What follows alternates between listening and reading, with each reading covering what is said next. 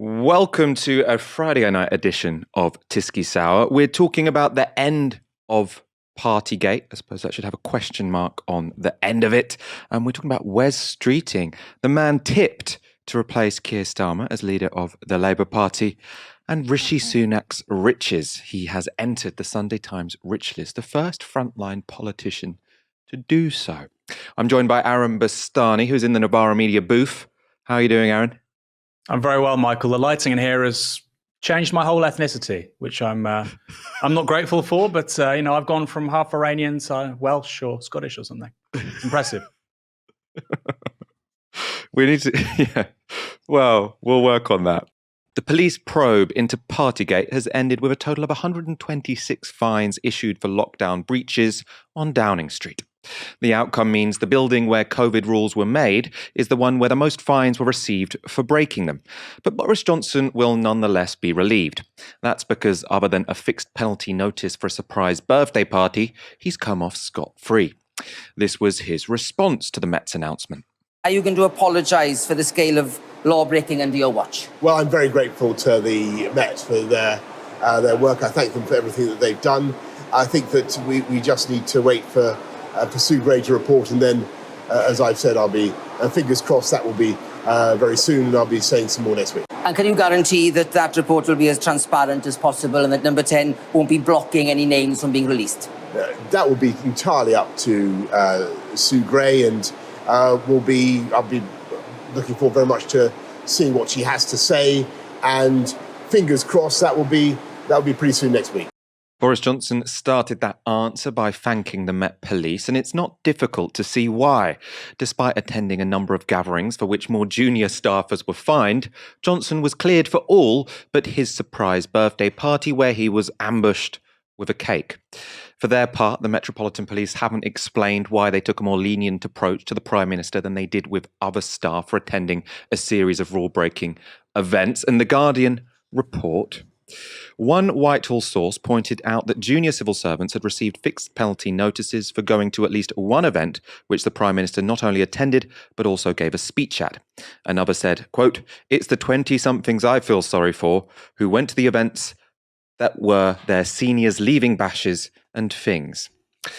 What's even more concerning is that it seems Boris Johnson had sight of this outcome long before everyone else did. On the 24th of April, the Sunday Times reported that Johnson has told friends that he has been assured that he will receive only one fine. What Johnson was told has now been shown to be correct. And according to the Mirror, that should be no surprise, as the tip-off came directly from the Metropolitan Police. That sounds to me like special treatment. The closing of the police probe means a civil service investigation into Partygate led by Sue Gray can be released next week, but I'm presuming the outcome of the police investigation means that whatever she finds, unless it's about the birthday cake incident, Boris Johnson can say, but the police said it was okay, so it's no big deal. Aaron, do you smell a stitch-up? More than a stitch-up, Michael. I smell a rat. But look, it's the 24th of April, 2022. I mean, it seems a remarkably strange question to pose. Do the police give tip-offs to an Eton-educated, Oxford-educated Tory Prime Minister about whether or not he's going to be in political trouble as a result of potential law-breaking? Of course they do. Does a bear shit in the woods? Is the Pope a Catholic? Does Ash Sarkar repeatedly humiliate Piers Morgan on Twitter? We know the answers to all these things. So I think it should be pretty obvious. It's important to say what the Mirror claim doesn't have any evidence to back it up, although I think it's almost certainly true. And broadly speaking, I think it's not surprising, but at the same time, of course, it's appalling that anybody knows the outcome of these kinds of undertakings before the rest of us do, when they are the people at the heart of it. There's an ancillary point, a secondary point. Somebody told me off for saying ancillary in the fundraising video. There's a secondary point, which is I find the whole Partygate story now increasingly tiresome. Now, I'm sure some people watching this will be thinking, Aaron, you don't get it. Rule breaking, one rule for them, another for us. We're tired of it. Okay, fine, whatever. There's some veracity to that. And I think people were genuinely outraged at the end of last year. But I think now And when you look at inflation hitting 7, 8, 9% already, it could get into double digits this year.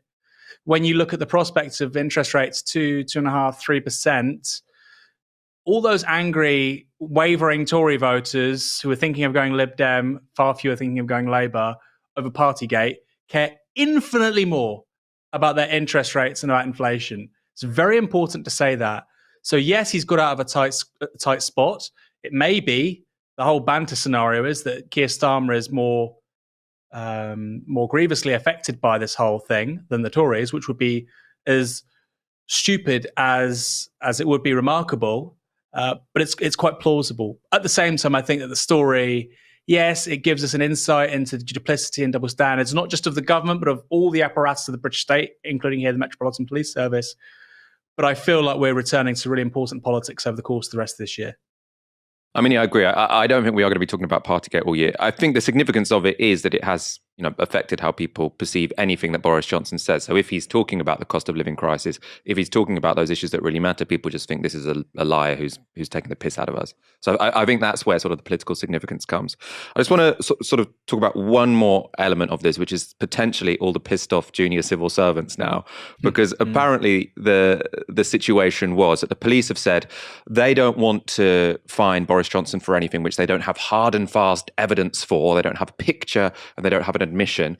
Boris Johnson obviously got his lawyers in to speak both to the Sue Gray investigation and to speak to the Metropolitan Police. That meant they didn't give much away.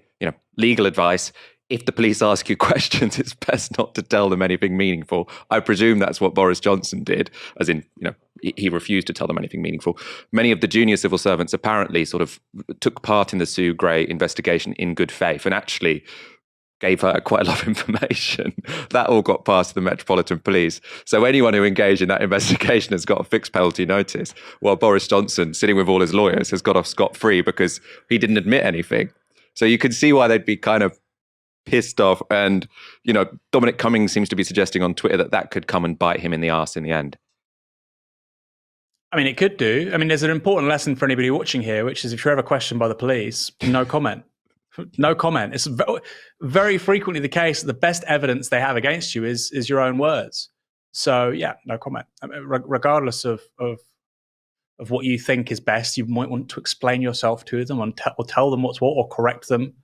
No comment. I'm saying that particularly in relation to things like protest and whatnot.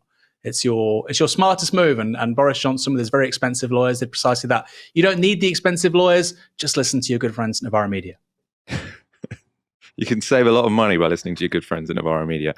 On Wednesday, Chancellor Rishi Sunak told the CBI this: "There is no measure that any government could take, no law we could pass that can make these global forces disappear overnight. The next few months will be tough.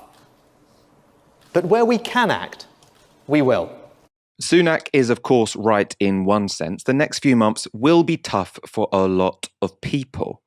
But, and this is key, it will not be in any shape or form difficult for him.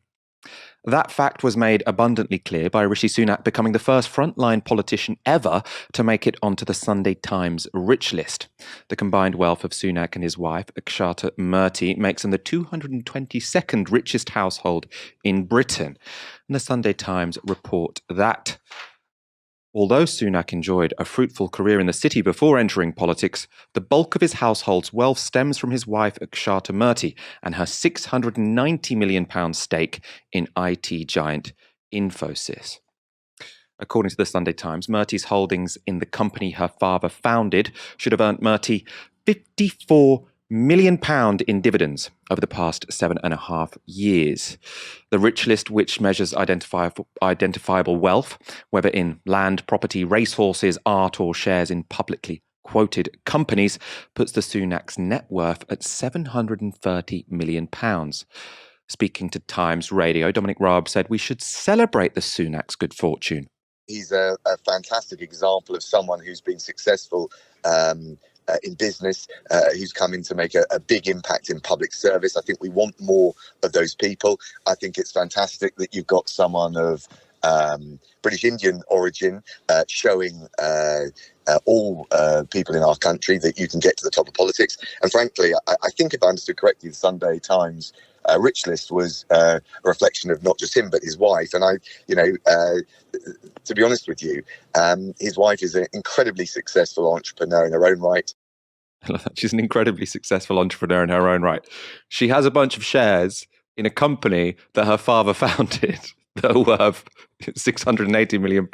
That's not entrepreneurship. This is the Tory definition of entrepreneurship is you were born into a very rich family who bequeathed you a load of very valuable shares, and then you did some sort of odd business jobs on the side, and then you get to call yourself an entrepreneur, even though all your actual wealth is just something you inherited. Aaron, what do you make of this story? Well, the thing you just said about Dominic Raab, I mean, God, it's an imbecilic, stupid thing to say. Her father's worth $4.4 billion. He's one of the wealthiest people in India. And she's earning dividends off of her stake of equity in a company founded by her father. There's no entrepreneurship there. The only entrepreneurship between Rishi Sunak's wife, but the entrepreneurship there was when, his spermatozoa fertilized her mother's egg. Okay? The rest is good old-fashioned nobility and blue blood. There was no graft involved when you're saying, I will say to my daughter that you can have, a 0.93% stake in the family business. And in relation to Rishi Sunak, this is a guy who didn't go, it's not true to say that he went from business into politics. He went from Goldman Sachs into politics. And I think there's a very important distinction to make there between the two. People hear the Tories and think Rishi Sunak, slick hair, nice suit, looks the business. He was in business. He wasn't in business. He was an identikit, formulaic guy who does that thing of going from an elite private school to an elite university, who walks into the city of London. He's not adding any real value to the economy. 101,000 people act, think, talk like him, and yet he's being presented as something a little bit different, adding so much value to the body politic. Of course he's not. It's ridiculous. It is so, how delusional they are. I mean, obviously, my intro to Dominic Raab's intervention there, I said he talked about, the good fortune they have. But obviously, Tories cannot say this was good fortune. They have to pretend, as you're saying, Aaron, that these are fantastic entrepreneurs. Rishi Sunak, as you say, he went to Winchester, right? He's one of the sort of 0.1% in this country. And then he just did what the 0.1% do, which is go to Oxbridge, go to a fancy American university, and then work in a financial firm. There is no creativity there whatsoever.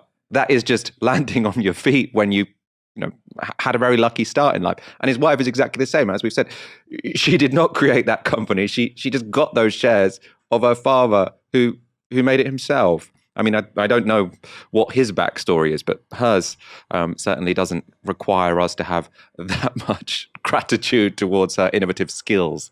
Aaron, my sense here is that backgrounds of politicians don't necessarily matter, but in certain contexts they can. So obviously the fact that Rishi Sunak was super rich, that was never a secret. And I think people didn't really mind when he was the politician who was handing out furlough money and was seeming relatively generous. Now he's the person who, as we saw in that clip that we started this segment with, he's saying government can't do everything. This is going to be tough over the next few years. And, to some extent, you're going to have to get used to that because that's just life. I feel like if you've got a chancellor who's giving you that kind of message when he's the 222nd richest, or part of the 222nd richest family in the country, is worth 730 million, that's a difficult line to deliver, isn't it? Yeah, and I don't know if it's another story or because I saw it in the show notes, about how his hands are kind of tied in terms of what the government can do now with the economic crisis moving forward. I won't go into that too much, but I think it's very difficult for that line to land. Say, we can't do anything when you're in the top 250 wealthiest households in the country. And to go back what I said previously to Michael about somehow he's so special and he has this flair. Absolutely not. In the United Kingdom, Canada, UK, across Europe, every year there are tens of thousands of people doing what Rishi Sunak did, which is going from elite schools, lycées with their international baccalaureates or their A-levels, or high schools in the US, elite private schools in the US, going to one of 25, 30 global universities, then going to another global university like Stanford or Oxford or Harvard or Caltech or INSEAD, and then going to work for a consulting business or a bank. There's an army of these people, okay? And they all think the same thing. They all shop at the same places, and they all think they're like incredibly unique. And I'm sure some of them are, remotely interesting people. But the idea that, he's like, I don't like Jeff Bezos or Elon Musk, but they've done something specific, right? Elon Musk is a guy you might not like, you might not think he's particularly intelligent or whatever. I think people overcook that, but whatever. He founded a company. It has a bunch of things. Tesla is obviously completely overpriced, but it's obviously also a successful business. He co-founded a business, although, when he walked in, it did have no IP. It had no fixed capital. So he is a founder of Tesla. Jeff Bezos founded Amazon. And I think when you hear conservative politicians talk about the entrepreneur, it's Rishi Sunak one day walked into a business with, some old used chip paper and a £5 note, and he managed to turn it into £1 million business. No. He walked into a machine, a global machine, staffed just like thousands of people like him, which is based upon the generation of local, national, and global inequality. That's the machine. Whether it's McKinsey, Deutsche Bank, Deloitte, HSBC, Goldman Sachs, that's what they do. So that's not entrepreneurship. You're a little lemming in a little computer game, which is about financializing the whole of our planet, which is destroying it, by the way. That's what Rishi Sunak did. I don't quite understand the entrepreneurship there. Somebody might be a Tory voter and they started a sandwich shop, or they're self-employed and they're an electrician. They're more of an entrepreneur than Rishi Sunak. So even though I don't agree with them voting Tory, I want to almost shake them and say, my God, you're exactly what this huckster claims to be. So why the hell do you want him in number 11 Downing Street?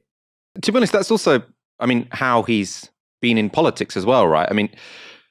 All this fuss was made about him. Rishi Sunak, he's young, he's good looking, he's the future of British politics. What has he done as Chancellor? There were some policies which, historically look special when you look at what Britain did over the COVID pandemic, but it was very similar to what every other developed country did during the COVID pandemic. And it was exactly what, the opposition was suggesting when it came to things such as furlough. The moment that pandemic has gone, he's been the most conventional Tory Chancellor imaginable, like a proper, cookie cutter job. What am I going to do? I'm going to offer to cut taxes, and I'm going to say that when you're feeling, hard up, there's nothing I can do.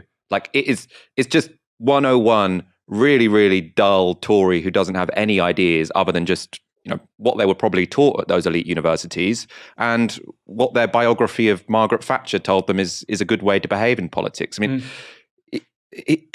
What's his innovation? What has he brought to politics, Rishi Sunak? I can't think of anything. He's 40 years old, quite thin and Asian. That's it, isn't it? Michael, let's be honest. If he was bald, 60 and a white guy, people know this guy. We need, but because he's 40 and thin and Asian, this is the new politics, the 21st century Britain. 21st century Britain looks a hell of a lot 1980s Britain in terms of, government saying, well, we can't solve your problems. He's like Norman Tebbit. We're hearing the exact same lines from Tory politicians. We can't do anything on pay. If you want more money, go work harder. Norman Tebbit said the exact same thing. Get on your bike and go look for a job in the early 1980s. What's changed? The messengers are a bit different. They've got nice skin. He goes on the Peloton for half an hour a day. Apart from that, the substantive politics, which is what actually matters to people when they've got to pay the bills or to pay the mortgage, or they're worried about how much debt their kids are going to go in when they go to university, not much has changed. No, nothing's changed. Before we move on, if you didn't already know, on Monday, we launched a fundraiser. Okay, let's go. My trainers in shot. Should I have wiped them? I'm ready, yeah. Should we go? Yep. 2, 1, clap. Mainstream media are fundamentally incapable of dealing with the most pressing issues facing society. Escalating living costs are plunging us into the greatest crisis in living memory. Wages are stagnant, workers' rights are being stripped, and the climate crisis barely makes the political agenda. Billionaire funders and advertising partnerships define what corporate media outlets do and don't cover. Their survival depends on pandering to the interests of their super rich funders. But thanks to our supporters, Novara Media is free to analyse what it takes to build a society that works for us all. We're free for all to access, free from ad partnerships, free from paywalls, and free from the influence of the super rich. Over 100,000 of you visited novaramedia.com to watch, read, and listen to our journalism in the past month. Over 200,000 of you have subscribed to Novara Media on YouTube, and we got over 2.5 million views last month alone. Just 6,000 regular supporters have made this possible. Imagine what we could do with 10,000 of you backing us. Defy the mainstream and support independent media with integrity. Join our regular supporters and help us build our supporter base to 10,000 strong.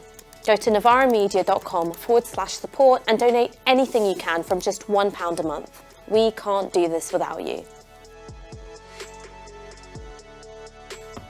Tell us what's wrong with mainstream media, Goose. Yes. Always peace. Mainstream media. Mainstream media sucks. It literally sucks.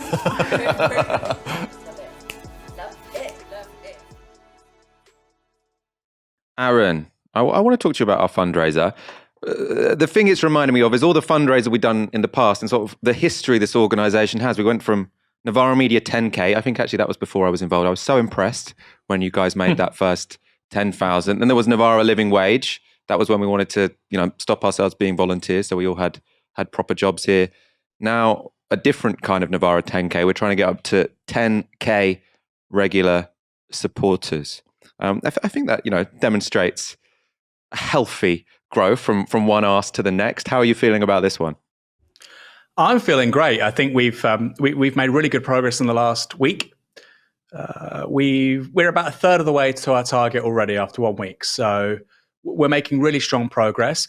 On the one hand, I entirely agree with you, Michael. I have this conversation, obviously, with a lot of people, having co-founded Novara Media, and they say, you're doing so well, you're growing so much, you're hiring people, et cetera, et cetera. And I think, well, that's all true. But the truth is that there are so many opportunities in the British media because tens of millions of people know how crap legacy media is, whether it's radio, newspapers, TV. Tens of millions, right? It's not a small number of people. Tens of millions of people know they're being confronted with crap and often outright lies. And I think many, many, many of those people are willing to pay for an alternative which they think is fair, objective, articulate, and brings them stories they're not often hearing. And that's what we want to do. And look, we've only just started on that mission, Michael, because we've only got 6,000 supporters. I think the New York Times has 10 million. But we are definitely pushing in the right direction. And for those watching, we have a massive audience on YouTube, in no small part thanks to you and the Siski team, Michael. I would say to them, if you find there's value in this show, why not become a supporter? I think you're going to be really impressed with the stuff that we're going to start producing over the next 6 months in podcasts, in video, with articles. We've just announced today that we're looking to hire a Labour movement reporter to go and report on industrial activism and labour relations and work. Who the hell does that anymore, Michael? That's a job that's up now on the Novara Media website. So yes, it's exciting, but like I say, the opportunities are extraordinary because the big names out there in media right now are doing a terrible job. And there are people, who didn't have to grow slowly, who are sinking millions and millions of pounds into new channels. I'm talking about GB News and Talk TV. As we talked about, I think earlier this week, at least Piers Morgan's show, I think gets fewer viewers than our own. But that doesn't mean, that we can rest on our laurels, because I presume there's going to be millions of pounds sunk into that show. They can afford for it to fail for a while because they've got very, very deep pockets. That's why they don't need to grow slowly, because they've got the billionaires on their side. If you are already a supporter, thank you so much. We really, really do appreciate it. If not, please do go to novaramedia.com/support. And if you're watching on YouTube, that link is in the description box. Let's move to our next story. We've often derided the hypocrisy of people who supported the war in Iraq, who now oppose the war in Ukraine. And this week, a surprising figure appeared to admit that the two wars are not as different as some may like to think. In contrast, Russian elections are rigged. Political opponents are imprisoned or otherwise eliminated from participating in the electoral process. The result is an absence of checks and balances in Russia and the decision of one man to launch a wholly unjustified and brutal invasion of of Ukraine. Iraq, too. Anyway. 75.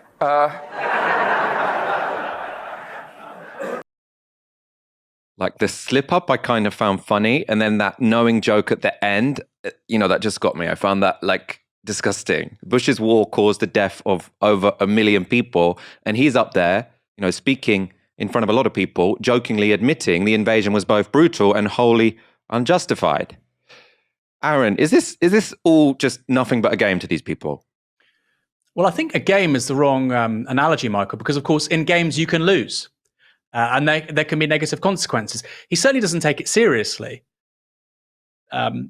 What is remarkable, Michael, is we have to sort of return to the importance of the Iraq War and the consequences of it. Late 2001, we go into Afghanistan. It moves so quickly. We then get a build-up of US forces in the area, various operations. We then get, I believe, in February, March 2003, the invasion of Iraq. What happens after that is analogous to the collapse of the Ottoman Empire. The destruction of the Iraqi state with Saddam Hussein and the political and social fallout from that will be with us, Michael, for 100 years.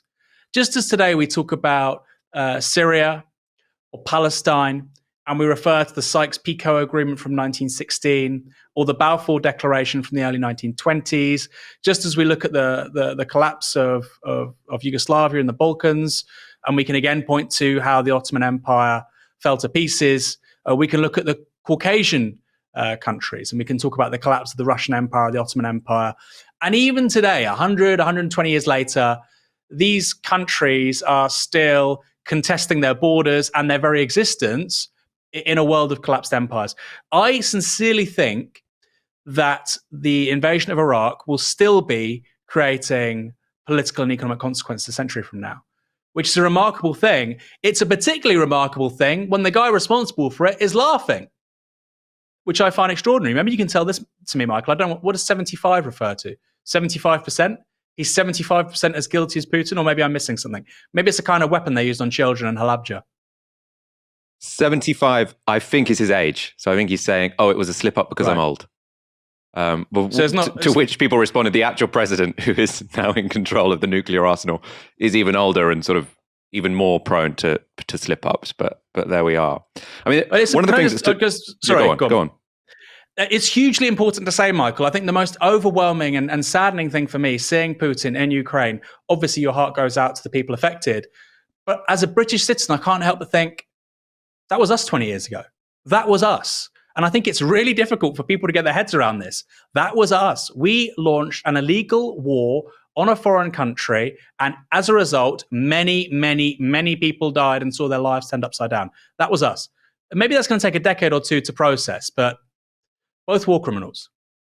It made me think, George Bush being willing to kind of admit that, because as I say, it was originally a slip up. Maybe that's something deep in his heart. He knows that's the truth, but then he does appear willing to say, oh yeah, Iraq as well. Iraq was also unjustified and brutal.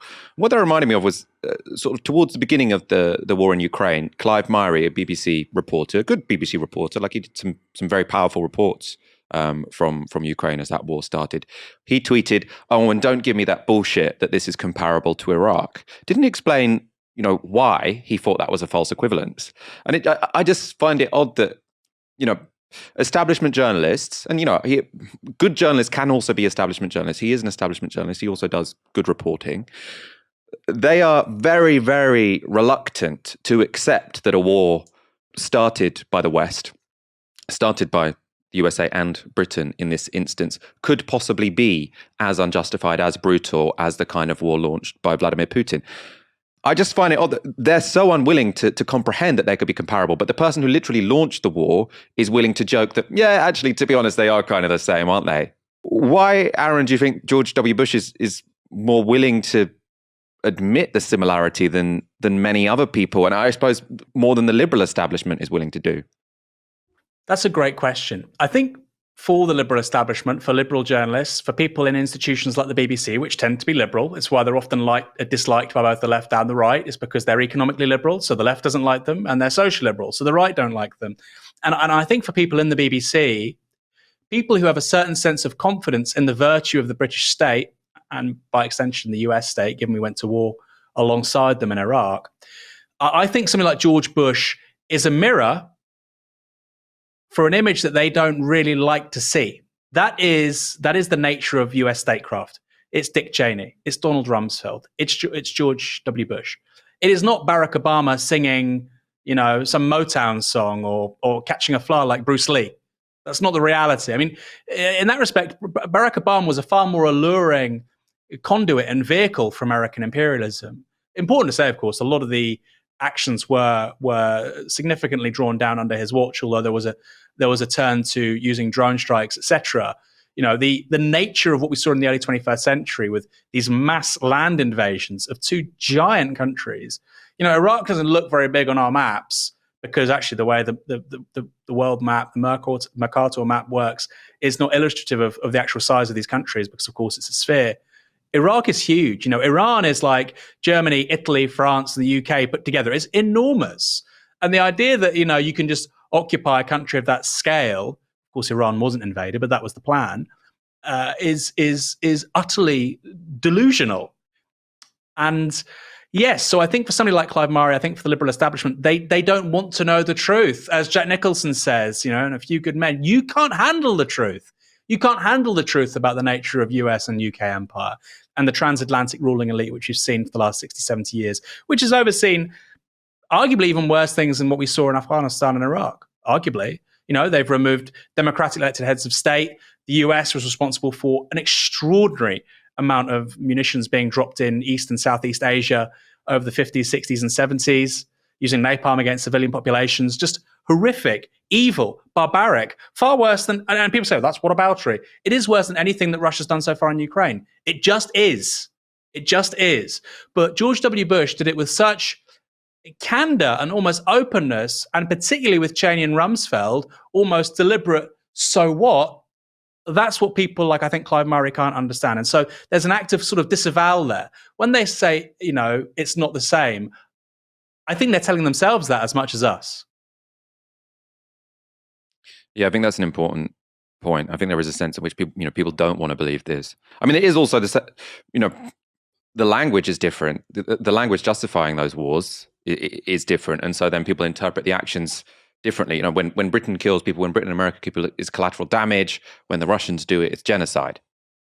Now, it might be that Putin does actually speak in a more explicitly genocidal way than George W. Bush did, but when it comes to the number of people who were killed because of a war of aggression, it's very much comparable. I mean, in fact, many more people were killed because of the Iraq war than the war in Ukraine so far. That's why, quite correctly, a war of aggression is seen as a supreme war crime. Because while you might think you can fight a war in a nice, human rights respecting way, if you launch a war of aggression, a lot of death, a lot of suffering, and a lot of, awful outcomes, torture, murder, or rape, right? This is going to happen if you launch a war of aggression. That's why it's a supreme war crime. It should be. And George W. Bush and Tony Blair are as guilty of it as Vladimir Putin is. The killing of Shireen Abu Akleh has put a renewed spotlight on Israel's brutal occupation of Palestine. And a series of actions in the UK this week have aimed to keep the pressure up on firms that support Israeli apartheid. This Sunday, 9 activists from the group Palestine Action stormed the Bristol headquarters of Elbit Systems, which is one of Israel's largest weapons manufacturers.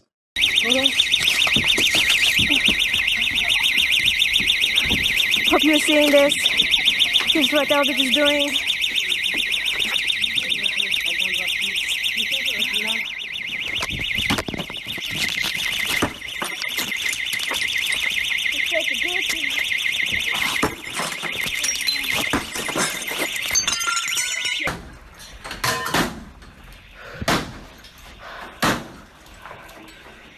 That's how we go. We need to enter cutter. Bring the enter cutter. This is the road. Elbit Systems operates across 9 different sites in the UK. Their London HQ has also been subject to direct action this week. 2 activists secured their bodies to a lock-on device outside the London HQ on Tuesday. An activist returned again this morning. As you can see, the doors of Elbit Systems were covered in red paint. Also this week, there were 2 other actions at the HQ of JLL, a company that leases buildings to Elbit Systems. Let's hear from Huda Amori, a co-founder of Palestine Action, on why they're targeting Elbit. Elbit Systems is actually Israel's largest arms firm. They actually provide the Israeli military with around 85% of its military drone fleet, and they market these weapons, including drones, ammunition, and more, as battle tested, because essentially they use Gaza, which is illegally occupied and under a brutal siege for over a decade, as a testing ground for Elbit's weapons. And in Britain, they have 9 sites here alone. It used to be 10, but earlier this year we shut down their factory in Oldham.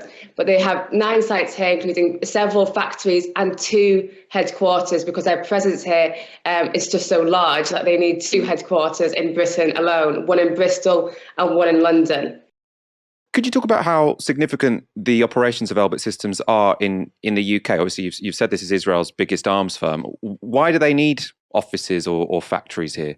Essentially, Elbit only exists because of the occupation of Palestine. It existed to arm the apartheid regime and to arm the ethnic cleansing of the Palestinian people. Now, obviously, as with any capitalist company, they want to expand this globally. So using the fact that they can test these weapons, they have many sites here in Britain. And actually, it's quite strange when you look at their presence in other countries in Europe and just how large a base they have here, because they're able to make contracts with the UK Ministry of Defence using these weapons which have been tested on the Palestinian people to secure deals here and essentially to make more money. But every time the UK Ministry of Defence signs a new contract with Elbit Systems, they're encouraging the continuation of the occupation of Palestine because they're profiting massively from it. So rather than having a government who should be sanctioning Israel, instead they're essentially rewarding them for their illegal occupation over Palestine.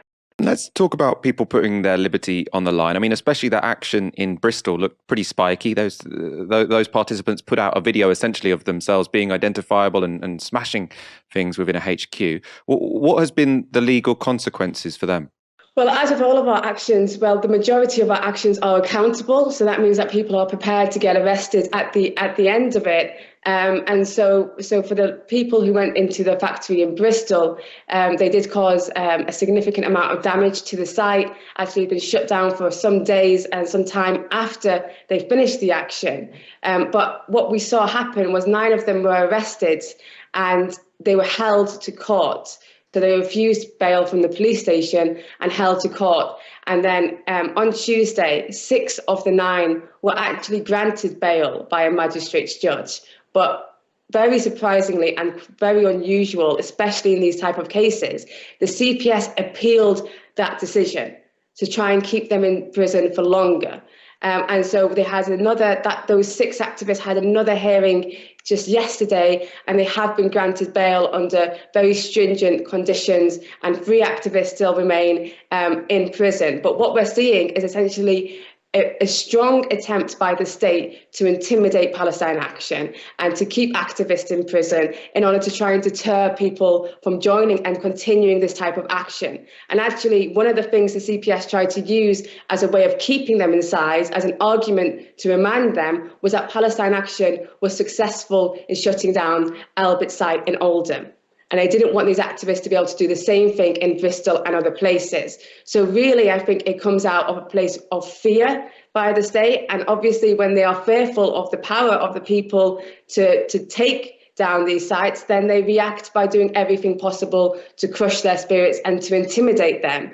But we know from our own activists, and we know, throughout history, that whenever you try and repress people, actually what ends up happening is more and more people join the fight. We've been going for 2 years now, and we've had some significant successes along the way. But we want to get rid of Israel's arms trade out of this country as soon as possible. Every moment they stay here is another moment that we're basically complicit with what is happening in Palestine. We see the merciless killings, and this is Elbit's products which is being rewarded by our country and our government. And our government is not going to change this, but we as people who do stand in solidarity with the Palestinian people can do this. And we don't have a strategy or trying to go to prison or of trying to get arrested. We don't necessarily glorify arrest. Our aim is to shut Albert down and stop Israel's arms trade, and we're willing to accept prison as a potential consequence. The government's plan to privatise Channel 4 risks undermining the future of British-made television. However, in the immediate term, it's had the opposite effect. That's because Culture Secretary Nadine Dorries has produced some of the best original surrealist comedy we've seen in Britain for years. Take a look at Dorries this week giving evidence to the Culture Select Committee. You conducted a privatisation consultation. It generated a very impressive 56,293 responses, according to the white paper. What percentage of those supported privatisation? Sorry, the 96% of? There were 56,293 responses when you asked people about privatisation. What percentage of those 56,000 supported privatisation? I think the figure was about 96%, but also supported 40s. I'd like to finish answering the question, if that's possible, Chair. That was Nadine Dorries saying that in her consultation, 96% of respondents supported privatisation.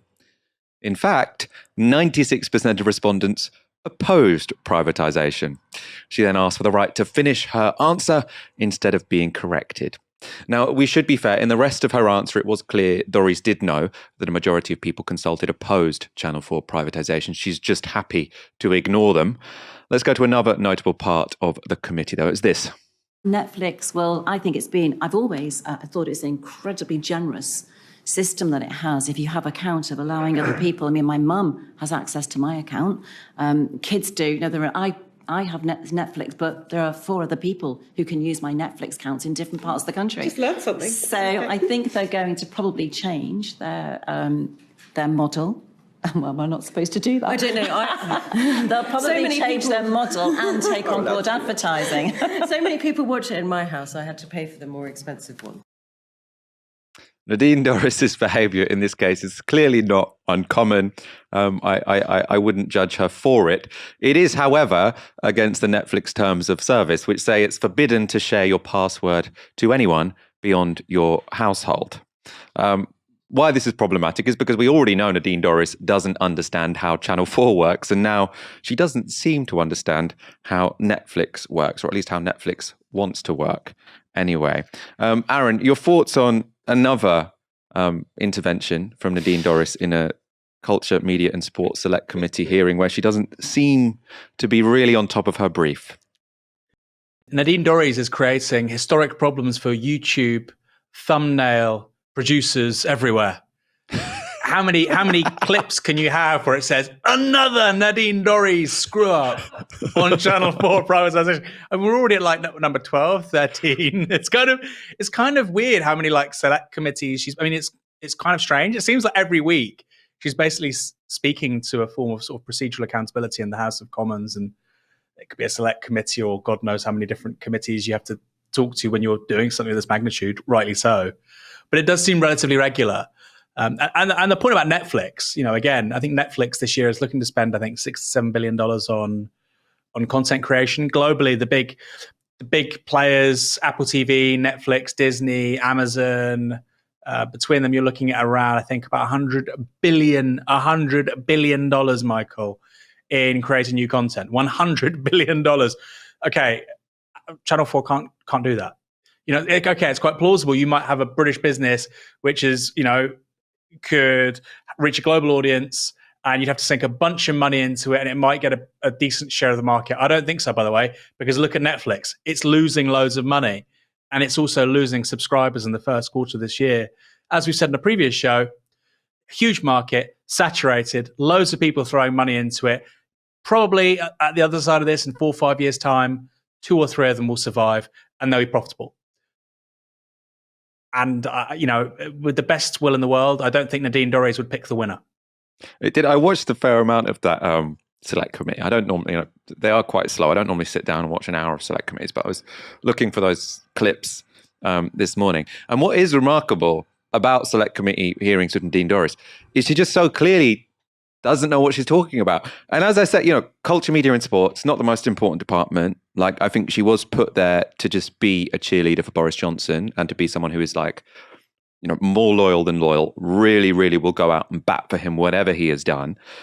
But she is making a big move here. Privatizing Channel 4 is a huge, risky move for a culture secretary to take. And she just doesn't know much about it at all. Like, we've shown you before, those clips where she tells the select committee that Channel 4 is publicly funded when it's not. We now see she doesn't know how Netflix is supposed to work. And all of her interventions in that select committee hearing were basically her saying, look, we have a really, really successful TV industry in this company. We have all of these flourishing independent media organizations. And then she kind of admits, and that's because companies like Channel 4, which don't produce their own content, have sort of gone to them to do this. And then obviously you're sitting there thinking, why are you fixing something that's not broke? And then she says, well, because we have to privatize it now while it's doing well, because I predict that in 5 years it's going to be doing badly and then we won't be able to sell it. So she's like, a smart investor sells a business when it's doing well. And that's her explanation. Channel 4 is working, and that's why we're going to completely transform how it works. Very odd. An argument she also used, which I found quite interesting, she said, Margaret Thatcher created this because she wanted to spur the development of a culture industry of independent companies in Britain. That has worked, and now we don't need it anymore.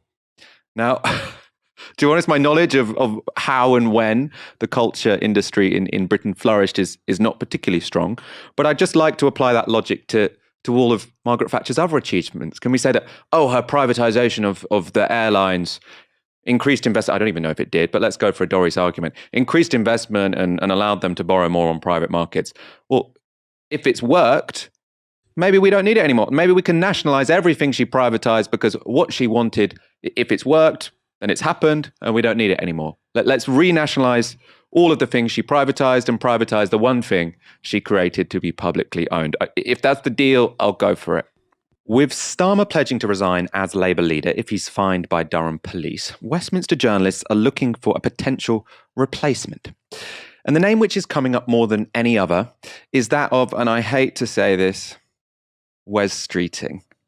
The FT has published this fawning profile of Labour's Shadow Health Secretary. The title asks, is Wes Streeting the saviour Labour desperately needs?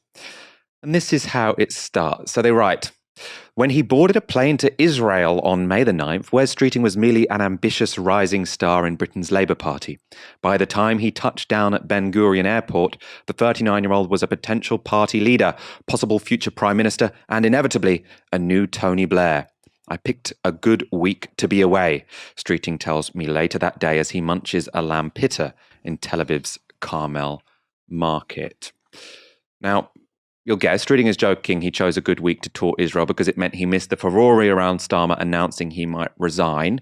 What goes unmentioned in that introduction is a more significant fact that Streeting's tour coincided with Israeli security forces killing one of Palestine's most influential journalists, Shireen Abu Akleh. Israeli police would go on to attack her funeral. So we say, oh, what a great time to go to Israel. It means that I missed that awkward moment where Keir Starmer said he'd resign if he gets fined by police for a city lockdown breach.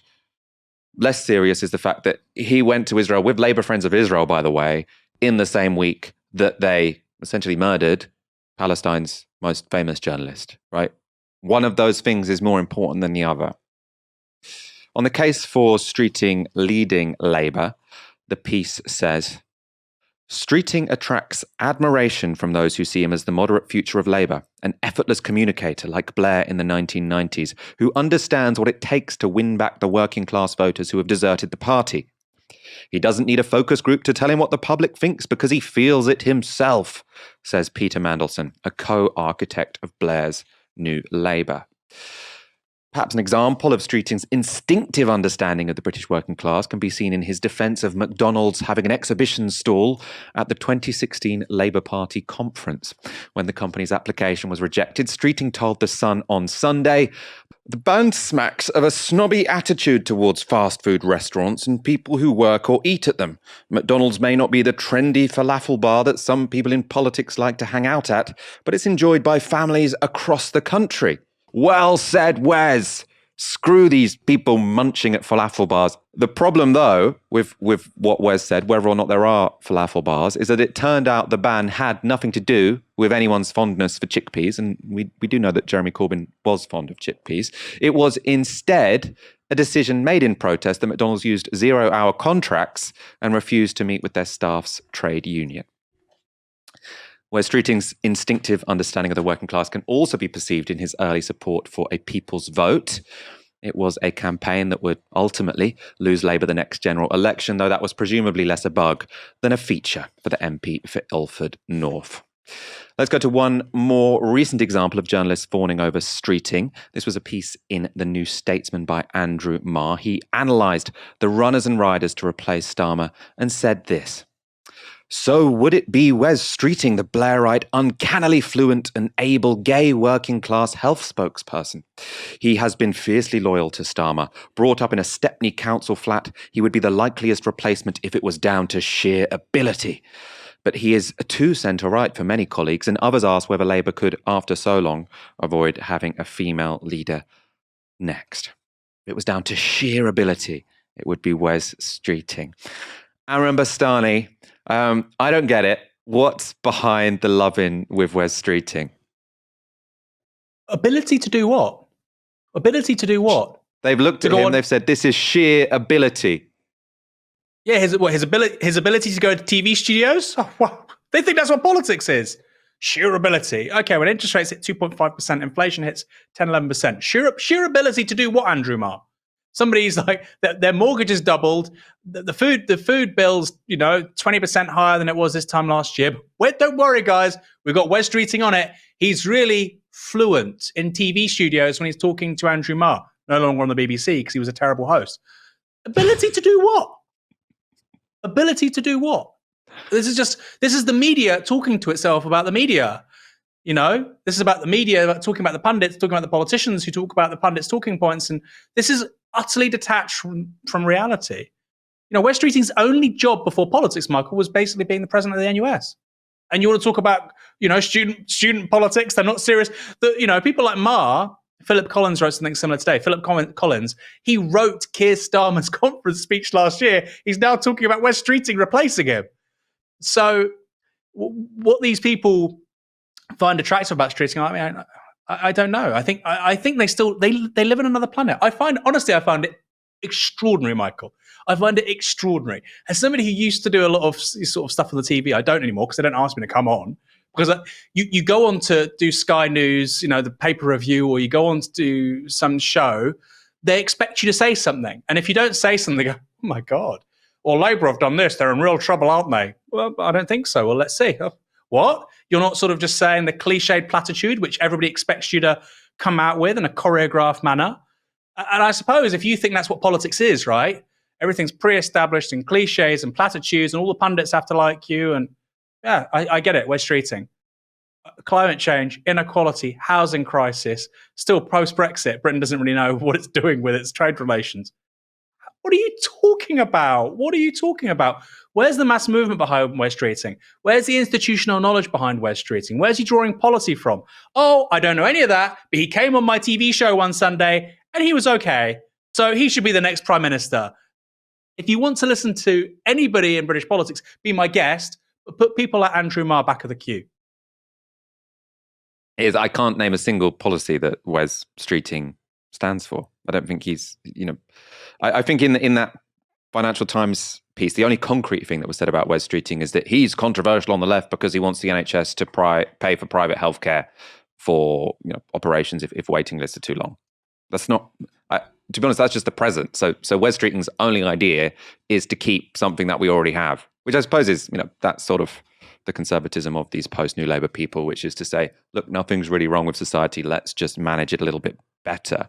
I just want to say, the one thing you said to me recently about this, Aaron, which has really stuck with me, you said it really shows you the dearth of talent on the Labour benches, that Wes Streeting gives one interview where he doesn't stutter and everyone thinks he's the next Obama. The reason people do think he's something special is because everyone else is so bad, right? You're absolutely right that being able to give an interview where you don't sound like a complete robot is shouldn't actually qualify you to be prime minister, but it does make him stand out against the other people he's on those front benches with. Nobody thinks that Rachel Reeves and Keir Starmer are in any sense the right people to be the Chancellor and the Prime Minister. No normal person, if they look at them and hear them for the first time ever and hear them talk, and they've never heard about who they are or that they don't know anything about their policies, if they just hear them, I defy you, Michael, no single person will say that Starmer and Rachel Reeves should be the Prime Minister and the Chancellor. They sound like a duo from a Strepsil advert, okay? They don't sound serious. Like you said, they can't finish sentences. Rachel Reeves has this thing where when somebody pushes back on her in the media, she goes, actually, and it's like, you look so weird. You look so weird. Both of you look so weird. And look, you can look weird and be really good on policy, a policy heavyweight. And there's space for those people in politics. Of course there is. There has to be. It would be hugely unfair if there wasn't. But if you're talking about your top two people, and that's why I don't like Blair. I don't agree with his political agenda, and I think he actually created long-term devastation for this country. But there's no denying he was a very effective messenger for his politics. No denying that. And I don't see how Keir Starmer or Rachel Reeves are effective communicators for their politics. I don't get it. And like you say, okay, so in that context, then you can understand the appeal of Wes Streeting a little bit, sure. But, Michael, Prime Minister's a big job, There's a great line from Patrick Maguire in a recent article he wrote for the New Statesman, and I think it applies to Wes Streeting. Looks like the manager of a regional supermarket, a provincial supermarket. He it doesn't really know what's going on. He's sort of bossing people around, I was reading that line, which he was actually applying to a Conservative politician, and I thought, you know what? For the pundits, that's exactly what a politician looks like: prosperous white guy, short hair, suit, pink cheeked. Sort of a bit bossy, knows what they want. And that to them is like, that's a politician. It's basically a provincial supermarket manager, right? And I was trying to push back with the Keir Starmer stuff. I was like, well, look at Rebecca Long-Bailey. I mean, to me, she's 40, ex-lawyer. She's really on top of her policy brief, particularly on climate change. She monstered Rishi Sunak in the 2019 election. I mean, I think in the private sector, she would probably be more employable than Wes Streeting, who all he seems capable of is kind of just bullshitting. That's my take. And people go, no, it's because she's a woman. Just say it. It's because she's a woman.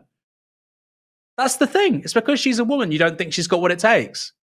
And that's, again, what's going to happen with Wes Streeting. The Tories will have, they had a woman Prime Minister before Labour. They have a black or brown Prime Minister before Labour too.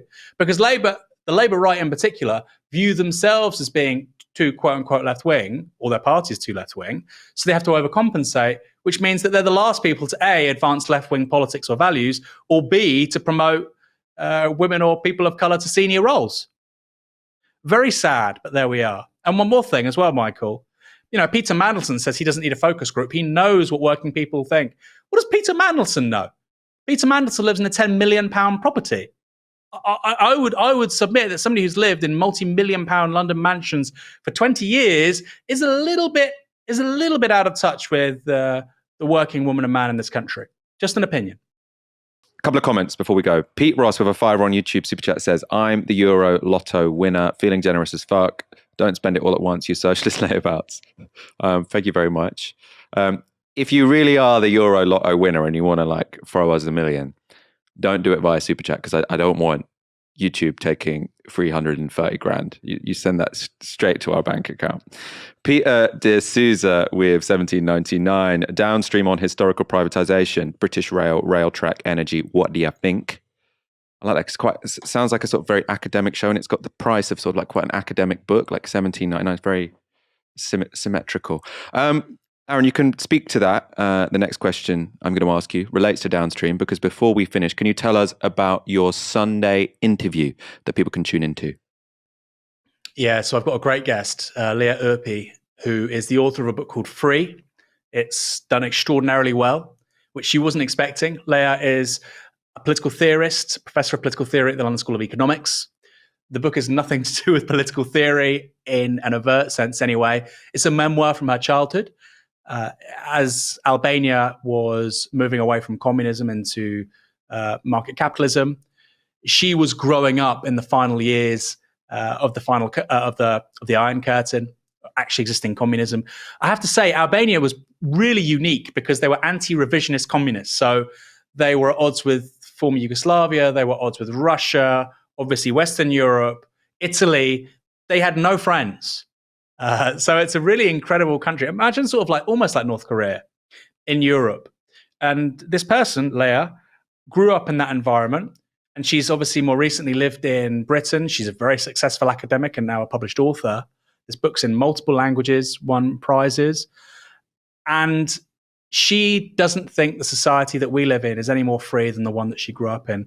And those themes and ideas are teased out in the book. And she talks about why. Super interesting. I won't spoil it too much. I mean, that might seem provocative and controversial, but actually when you go through the experiences in the book, I mean, as one example, her friend, who was 15 when she left Albania in the early 1990s, Ilona, she left with her boyfriend. Her boyfriend became a people trafficker. She became a sex worker. There were tens of thousands of Albanian women in a similar set of circumstances. And Leah says, that could have been me. Do you think the transition was successful and positive for Ilona? So I think lots of food for thought, a really great interview, one of my favorites so far. And make sure to watch that on Sunday. I mean, that sounds incredibly interesting. I will make sure I watch that at 7 p.m. on Sunday. That's when it will be premiering. If you're watching live on YouTube with us tonight, when this stream finishes, you'll be thrown over to the page for that interview. If you're watching on catch up, the link will be in the description box below. Thank you, Aaron, for joining me tonight. My pleasure, Michael. Next time I come under these lights, I'm going to put on some fake tan, or maybe go to the. I'll get on the sunbed first. We'll get you a filter as well. We'll get you a nice filter on the lens or something like that. Some beds I think are quite good for both mood and appearance, though. We'll be back on Monday at 7 p.m. You've been watching Tysky Sour on Novara Media. Good night.